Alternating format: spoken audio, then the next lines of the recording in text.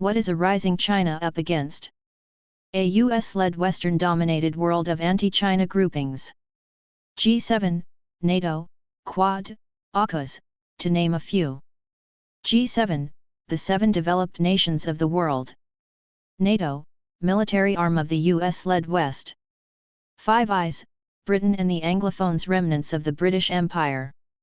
Quad, a strategic alliance of US, Japan, Australia, and India, where the Indian Ocean and the Pacific Ocean are considered as one Indo-Pacific region. AUKUS, Australia, UK, and US allied to operate nuclear submarines against China's maritime sovereignty. The US Ring of Fire around China. Nations which have territorial disputes with China. They claim to be like-minded. No, it's common interests. What are their common interests?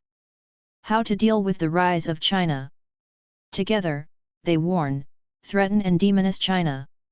Those Asian nations that are allied to the West, such as Japan, Vietnam, Philippines, India, have an additional common interest, which is how to win in their border disputes with China.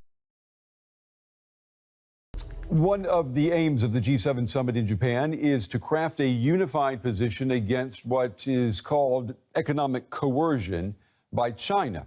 For the first time, the alliance also issued a warning about China, accusing it of bullying its neighbors and forming a strategic partnership with Moscow that poses a challenge to the West.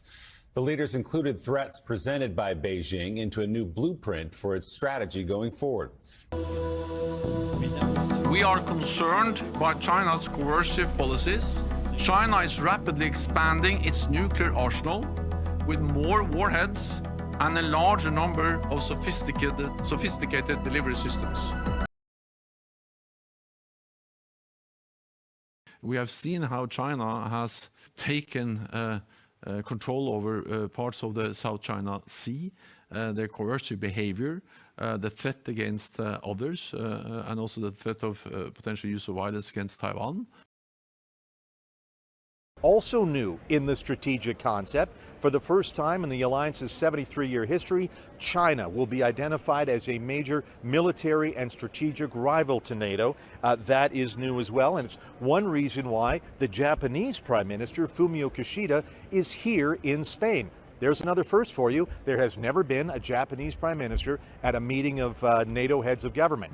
Also here from that region, Australia PM, the new Australia PM, Anthony Albanese, and South Korea Prime Minister Han Duck-soo.